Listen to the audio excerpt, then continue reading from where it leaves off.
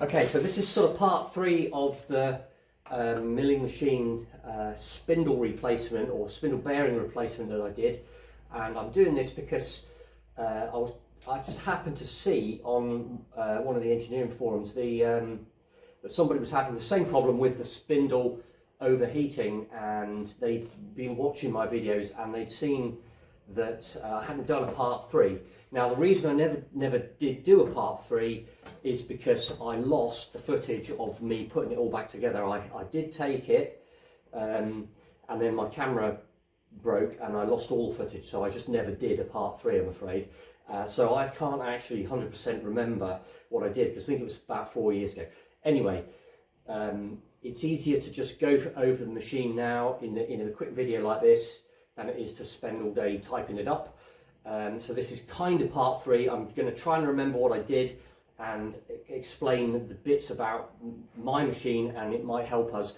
If there is anyone who's got the original manual for this, this is, I think, what we need is the original manual to see how you're supposed to lubricate this. There's debate as to whether the spindle bearings should be greased or oiled or just left as they are. Nobody seems to know. Lots of opinions, no actual proper answers, and I think the answer is to find the proper manual. If anybody's got it, let us know, please. So I will carry on, and I'm just going to explain about my machine to start off with.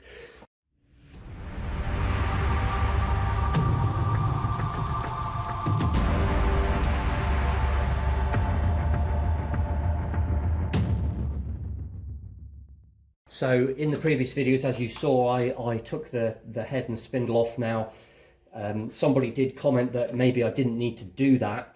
I think I undid it here, and I took the head piece off. And yes, I agree. I think you could spin this round, rotate it round, and probably knock the spindle out from the inside. You'd have to take the motor off and this motor gearbox housing, but that's really easy. That wasn't a problem. But there's a couple of things.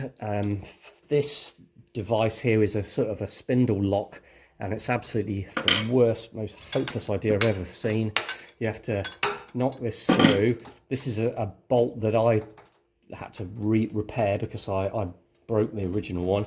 So you pull out this sort of cam device, which is so spindle's still locked, and now I've got to get something else, and I've just grabbed something from my clamping set and tap that through,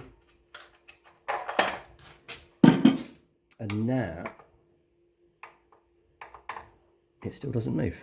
That's because it's the wrong one. That's the one that does the rotation of the head. Okay, so let's start again with that. And this is the same wretched procedure. So it's got a cam device, tap that out, still doesn't move, pull this, unscrew this. Is that in the video yet?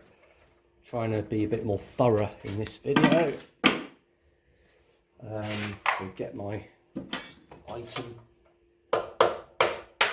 tap that through, and again this is a really poor design, but there we are. So now the spindle moves. Now, I'd be interested to know how anyone else's works at this stage, because mine, this doesn't, it sort of springs back, so there's some spring there. Now, I can't remember where that was. Could well have been in here. I don't think it was in the spindle. It could have been up in this screw here. But mine doesn't spring back properly, as you can see, so I always have it locked, which is a nuisance, which means I can't really use the actual drilling or spindle, what do you call it, the quill movement very easily. But so I mean, I'd thought about possibly putting a spring there to hold it, but anyway, with regards to the lubrication, it's difficult to see.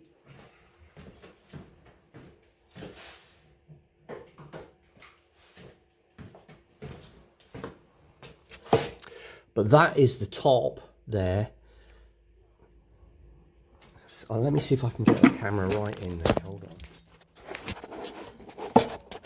And that is the top of the spindle bearing, and I think that is the preload tensioner. I'm pretty sure it is.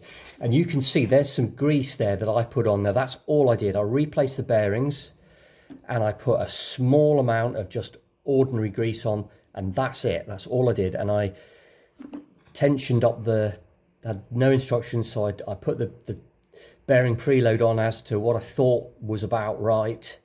So I'm wondering if that's part of the problem, but that it's still, basically it still overheats, and that's what somebody else was saying.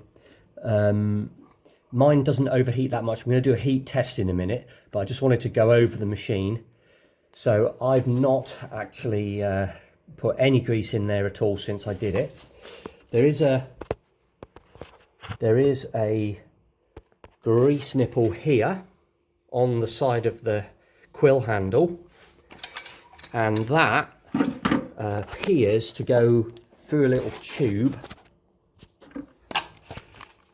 See if I can see that. That appears to go through a little tube. That's really awkward. Just have to take my word for it. There. Goes through a little tube into the actual spindle. So that's what I did when I originally had the machine. When I first got it, is I put some grease in through there, and I just ended up putting way too much in, and I think that probably contributed to the issue. But when I finally took it all apart and took the bearings out, they didn't seem to be damaged at all, and like I said, it still overheats a bit. I'm going to test it in a minute. So now the previous owner, he said that he'd taken this little grub screw out here and got some oil down inside, but you could, you could get an oil can in there and just get ordinary light lubricating oil in there. So possibly that's the way to do it. I don't know. Would like to know where that spring is. I think it might be in there, and it's maybe just not strong enough now. There doesn't seem to be any other greasing points on it. Anyway, there we go. What's to say about my one? I mean, it's pretty much bog standard. It's actually on a CKN stand that the previous owner had, and he fitted it onto that. I fitted these little cheap DROs, and they are actually surprisingly quite good. I did that just because this DRO has got is all part of it. This, you get the magnetic reader and the reader and the magnetic slide or whatever it is, and that's all in one unit, so you just have to bolt it on, and it is surprisingly good for a cheap one. What I would say is, if you were going to do that, I would get a more expensive one, because the rigmarole of fitting it, it probably wasn't worth getting this cheap one. It would have been better to have one that had better features on it, to be honest. But anyway, it actually fitted. This is the other one, fitted to the back of the bed. That was more awkward, but it did fit eventually. I had to make some sort of little bracket. Let me see if I can put the torch on that. And I just made a bracket to fit in it. As you can see, the actual the reader is all one unit, so you don't have to worry about lining the reader up. What else about mine? I think that's pretty much it. Let me just get the heat test on the go.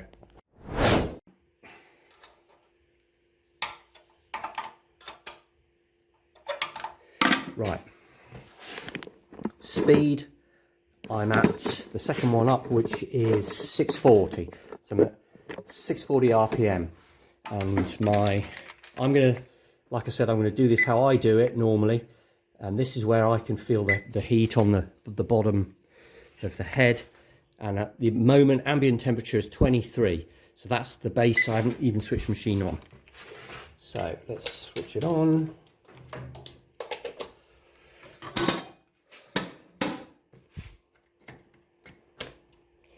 So 23, and I'm going to time it as well. I've got my watch there. So this is, let's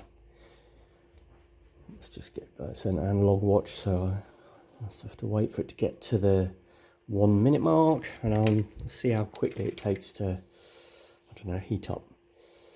So here we go. This is 24 minutes past. Now it'll take a while for this to heat up. Leave this a few minutes. Right, this has been 5 minutes at 640, and I'm at 25.2. So it's gone up a couple of degrees, but not much. I mean, I'm going to put that down as not having changed at all. I wonder if it's the load, you know, when you've got the load on it. Let's change speeds.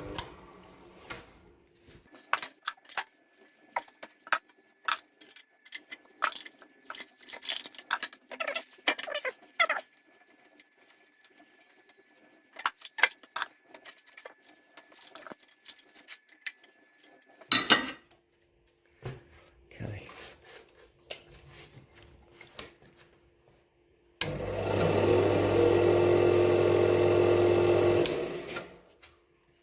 Right, let's try this. So we're at 25. I'm going to crank it up on now at maximum speed, 3,100 RPM.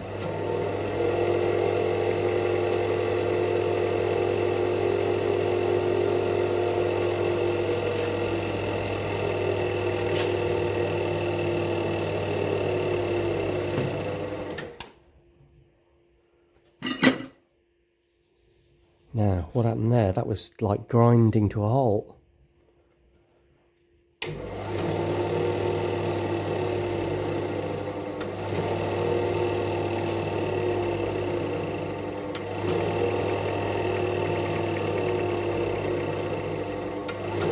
Oh, that's weird. That's like the motor is conking out or something.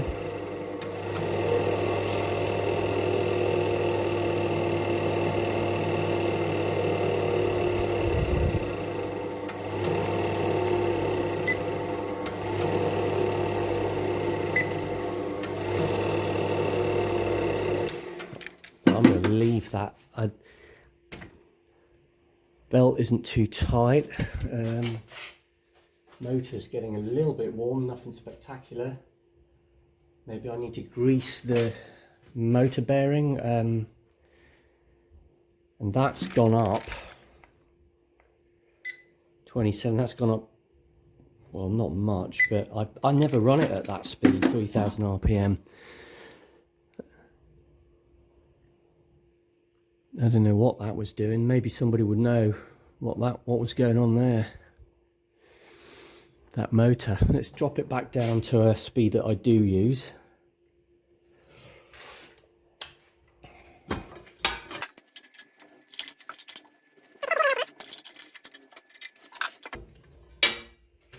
So I'm going to go to 1080, which is a speed that I use. It's about the maximum I go at.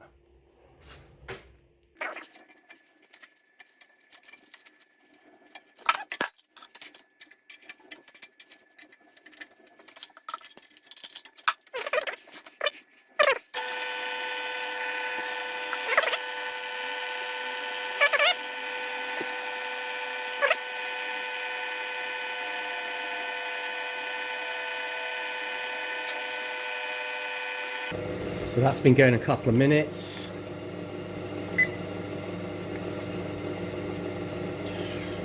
Not really much doing, 28 degrees. Wonder if it's just the load. Shall I put a load on?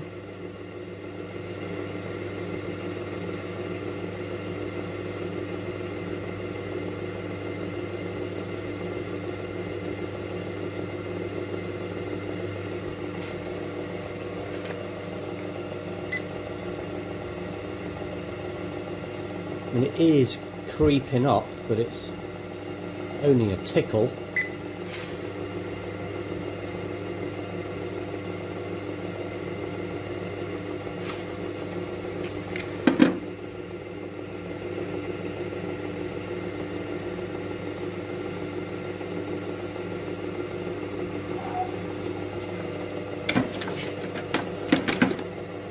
I've just put the ER25 collet chuck on just because that's how I always run it.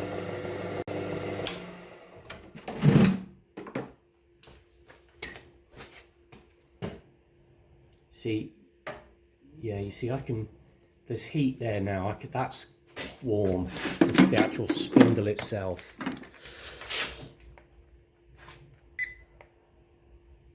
That's 50 degrees, the spindle.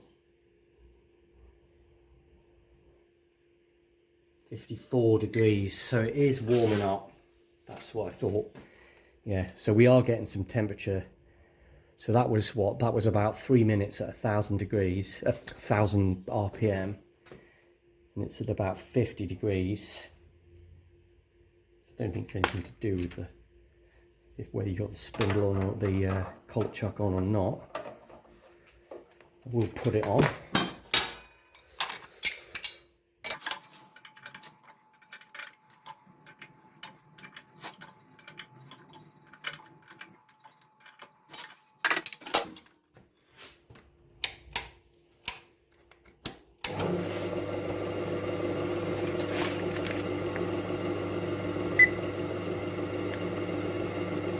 So 25 degrees on the spindle, sorry, on the collet chuck, 1,000 RPM,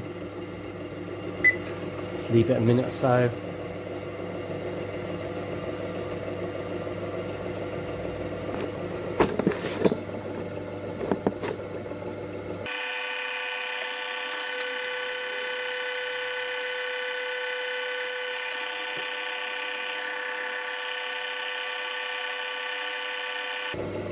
Whilst it's doing this, just thinking about it, I'm pretty sure the return spring for the quill handle is in here.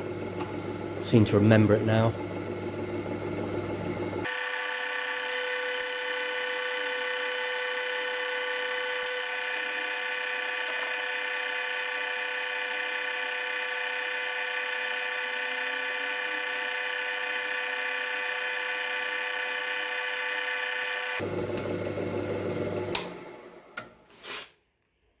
See, so that is now warm, quite warm to the touch, to the point where I can't hold that.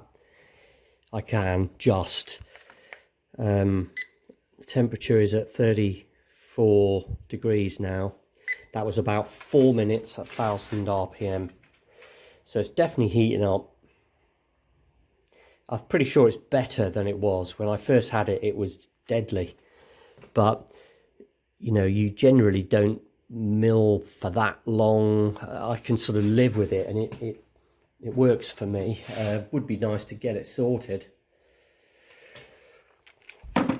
Just thinking, there's another little grub screw there, which could well be, so that could be an oiler for the quill stop, and likewise that one up there could be an oiler for the actual spindle bearings, and maybe you're supposed to use a light oil and not grease. That could well be it could be as simple as that. The only other thing I can think of is that I put too much preload on, but I don't think I did. I was really careful. I used the exact same bearings the replacement bearings of the ones that came out, and they were a good quality. They weren't cheap. So I don't know if that's helped, or I mean, that is warm, definitely warm, like to the point where you think that's too warm. It shouldn't get that hot. That's at 35 degrees. Yeah, be interested to see what people think about that. And I think the key thing is if anybody has got the manual, that's what we need to find. Got to get the manual. There's got to be one somewhere. Someone's got to have one in an attic or shed. Got to be. So I don't know if that's been of any use. I've tried to cover things a little bit more thorough than I did in the previous videos. I know I was just sort of rushing and putting some music on and stuff, but I was trying to get the job done in the previous one. Anyway, there we go. If anybody knows what was wrong there with my motor, just out of this is a single phase motor. What's it say? Brook Motors Limited, Huddersfield, Gryphon. It's a single phase.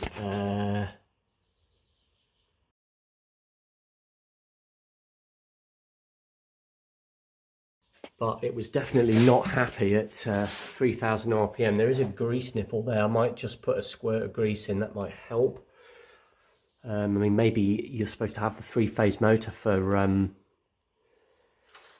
the higher speeds, I'm not sure. Actually, what another thing I will say, so another point is that I know that I've been kind of saying about all the faults of this machine, but the good points are that it is a sturdy little monster. It's only a small machine, which is why I had it, because I haven't got a lot of room in here, but it's good and solid, and I use it mostly on stainless steel. The previous owner was a gunsmith, and he did loads of really complicated stuff on it, so it's a very capable machine for its size. If I could just crack this overheating and possibly motor problem, we'd be getting somewhere. But anyway, I'm going to leave it at that for now.